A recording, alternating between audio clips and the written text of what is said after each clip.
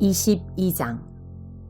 동족의 소나 양이 줄이 풀려 돌아다니는 것을 보거든 못 본 척 고개를 돌리지 마십시오. 그 짐승을 본래 있던 자리로 즉시 돌려보내십시오. 여러분의 동족 이스라엘 사람이 가까이에 없거나 여러분이 그 짐승의 주인을 알지 못하겠거든 그 짐승을 집으로 끌고 가서 잘 보살피십시오. 그러다가 여러분의 동족이 그 짐승에 대해 물어보면 그때 그에게 돌려주십시오. 여러분의 동족 이스라엘 사람이 나귀든 옷가지든 그 무엇을 잃어버리든지 그렇게 하십시오. 못 본 척 고개를 돌리지 마십시오. 동족의 나귀나 소가 상처를 입어 길가에 쓰러져 있는 것을 보거든 못 본 척 고개를 돌리지 마십시오. 여러분의 동족을 거들어 그 짐승을 일으켜 주십시오. 여자가 남자 옷을 입어서는 안 되고 남자가 여자 옷을 입어서도 안 됩니다. 이런 것은 하나님, 여러분의 하나님께 역겨운 짓입니다.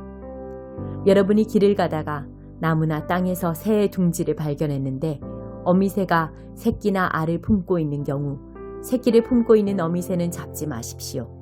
새끼는 잡아도 되지만 어미새는 날려보내십시오. 그래야 여러분이 오래도록 잘 살게 될 것입니다. 새로 집을 짓거든 지붕 둘레에 난간을 설치하여 안전하게 하십시오. 그래야 누군가 떨어져 죽는 일이 없고 여러분의 집이 사망사고를 책임지는 일도 없을 것입니다. 여러분의 포도밭에 두 종자의 씨를 섞어서 뿌리지 마십시오. 그럴 경우 여러분이 뿌린 곡식과 포도밭의 수확물 전체를 잃게 될 것입니다. 소와 나귀를 한 멍에에 메워 밭을 갈지 마십시오. 양털과 모시실을 섞어 짠 옷을 입지 마십시오. 몸에 걸치는 겉옷의 네 귀퉁이에 술을 만들어 다십시오. 어떤 남자가 여자와 결혼하여 잠자리를 같이 하고 나서 갑자기 그 여자를 난잡한 여자라 욕하면서 내가 이 여자와 결혼하여 잠자리를 같이 하고 보니 처녀가 아니었다 하고 누명을 씌울 경우 그 여자의 부모는 그 여자가 처녀였다는 증거물을 가지고 그 여자와 함께 성문에 있는 지도자들에게 가야 합니다.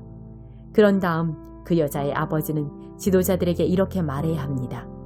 내가 내 딸을 이 남자에게 아내로 주었는데 그가 갑자기 내 딸을 욕하며 내쳤습니다. 그리고 이제는 내 딸이 처녀가 아니었다고 비방하고 있습니다.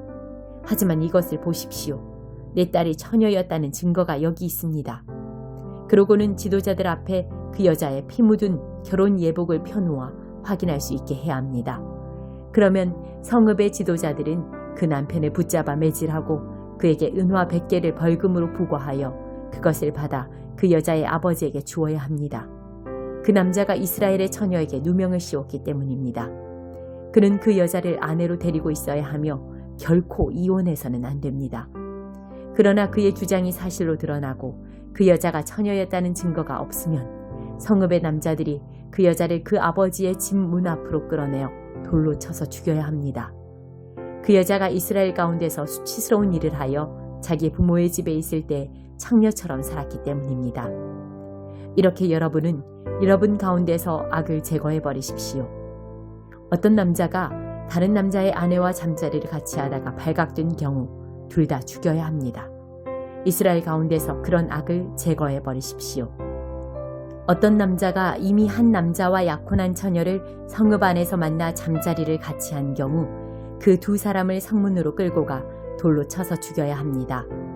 그 여자는 성읍 안에 있으면서도 도와달라고 소리치지 않았기 때문이고 그 남자는 자기 이웃의 약혼녀를 범했기 때문입니다. 이렇게 여러분은 여러분 가운데서 악을 제거해 버리십시오. 그러나 그 남자가 약혼한 여자를 들에서 보고 덮쳐 범했으면 여자를 범한 남자만 죽여야 합니다. 여자는 잘못한 게 없으니 그 여자에게는 어떠한 벌도 주지 마십시오. 이는 어떤 사람이 들에서 자기 이웃을 만나 살해한 것과 같은 경우입니다. 약혼한 그 여자가 도와달라고 고함을 질렀어도 그 소리를 듣고 구해줄 사람이 주위에 없었기 때문입니다. 어떤 남자가 약혼한 적이 없는 처녀를 만나 그녀를 덮쳐 범하다가 두 사람이 발견되었으면 여자를 범한 남자는 그 여자의 아버지에게 은화 50개를 주어야 합니다. 그는 그 여자를 욕보였으므로 그 여자와 결혼해야 하며 결코 이혼해서는 안 됩니다. 아무도 자기 아버지의 전처와 결혼해서는 안 됩니다. 그런 짓은 자기 아버지의 권리를 범하는 것입니다. 110편 다윗의 기도. 내 주께 내리신 하나님 말씀. 내가 내 원수들을 내 벌판으로 삼을 때까지 너는 여기 내 보좌 곁에 앉아 있어라. 시온의 하나님께서 주께 강력한 왕권을 만들어 주셨으니 원수들이 애워싸도 이제 다스리소서. 주님. 주님의 위대한 승전 날에 거룩한 갑옷 입고 찬란히 빛나는 주께로 주님의 백성이 기쁘게 모여들 것입니다. 상쾌한 새벽녘에 생긴 가득한 청년처럼 주께 나아갈 것입니다. 하나님께서 말씀하셨으니 돌이키지 않으실 것입니다. 왕께서는 영원한 제사장, 멜기세덱 제사장, 주께서 왕의 곁에 서서 무시무시한 진노로 왕들을 짓밟으시고 문 나라들을 재판하여 대대적으로 유죄 판결을 내리시며 드넓은 땅을 가로지르며 반대 세력을 짓밟으실 것입니다. 왕을 세우시는 분께서 왕을 즉위시키시니 참되신 왕께서 머리를 높이 들고 다스리실 것입니다. 111편. 할렐루야. 내 모든 것으로 하나님께 감사하리라. 선한 이들이 모이는 곳마다 그 회중 가운데서 하나님이 행하신 일 참으로 위대하니 평생토록 연구하고 끝없이 즐거워하리라. 장엄하고 아름다운 그분의 솜씨, 그분의 관대하심 다함이 없다. 하나님의 기적은 그분의 기념비, 그분은 은혜의 하나님, 사랑의 하나님. 그분을 경외하는 이들에게 양식을 주시고 오래전 하신 약속 잊지 않고 지키셨다. 말씀대로 하실 수 있음을 자기 백성에게 입증하시고 문민족들을 큰 접시에 담아 선물로 주셨다. 진실과 정의는 그분의 작품, 그 모든 것 영원토록 존속하니 시대에 뒤지거나 쇠퇴하지 않으며 결코 녹쓰는 법이 없다. 그분께서 지으시고 행하시는 것 모두 진실하고 참되다. 자기 백성을 위하여 몸값을 지불하시고 친히 맺으신 언약을 영원히 지키셨다. 참으로 인격적이고 거룩하신 주님, 우리의 흠모 받으시기에 합당하신 분. 선한 삶의 시작은 하나님을 경외하는 것, 그리하면 하나님의 복을 알게 되리라. 주께 드리는 할렐루야, 영원하리라. 49장. 먼 바다 섬들아 들어라. 먼 나라 백성들아 주목하여라. 하나님께서는 내가 태어난 날부터 내게 일을 주셨고 내가 세상에 돌아오자마자 내게 이름을 지어주셨다. 칼처럼 베고 창처럼 꿰뚫는 언변을 내게 주셨으며 당신 손으로 늘 나를 지켜주셨다. 나를 당신의 곧은 화살로 삼으시고 당신의 화살통 속에 숨기셨다. 그분이 내게 말씀하셨다. 너는 내 사랑하는 종 이스라엘이다. 내가 너를 통해 빛을 발하리라. 그러나 내가 말했다. 내가 한 일은 다 헛수고였다. 평생을 애썼지만 내놓을 만한 것은 하나도 없다. 그러나 최종 판단은 하나님께 맡기련다. 그분의 판결을 기다릴 것이다. 하나님께서 말씀하신다. 그분께서 내가 태어난 순간부터 나를 붙잡아 당신의 종으로 삼으시고 야곱을 당신께로 다시 데려와 이스라엘을 재결합시키는 일을 맡기셨다. 하나님 앞에서 이 얼마나 영광스러운 일인가. 하나님은 나의 힘이시다. 그분께서 말씀하신다. 이제 야곱의 지파들을 회복하고 이스라엘의 길 잃은 자들을 한데 모으는 일은 나의 종에게 오히려 가벼운 일이다. 너로 하여금 모든 민족을 위한 빛으로 세워 나의 구원을 전 세계에 퍼뜨릴 것이다.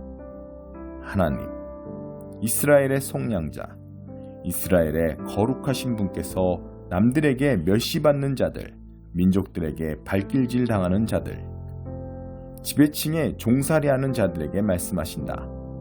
너를 보면 왕과 제후들이 자리에서 일어날 것이며 땅에 엎드려 경의를 표할 것이다.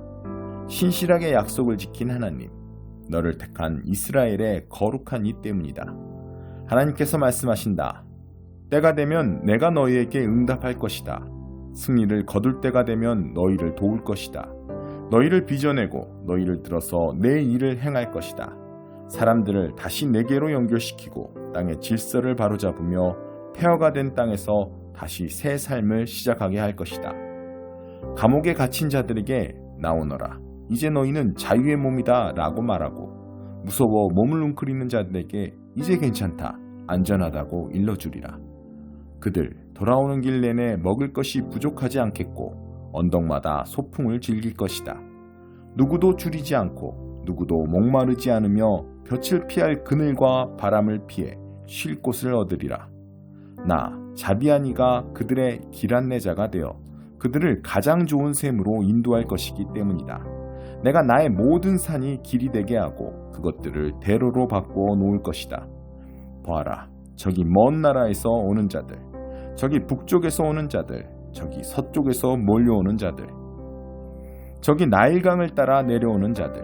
하늘아, 지붕이 떠나갈 듯 소리질러라. 땅들아, 죽은 자들도 깨울 듯 크게 외쳐라. 산들아, 환호성을 울려라. 하나님께서 당신의 백성을 위로해 주셨다.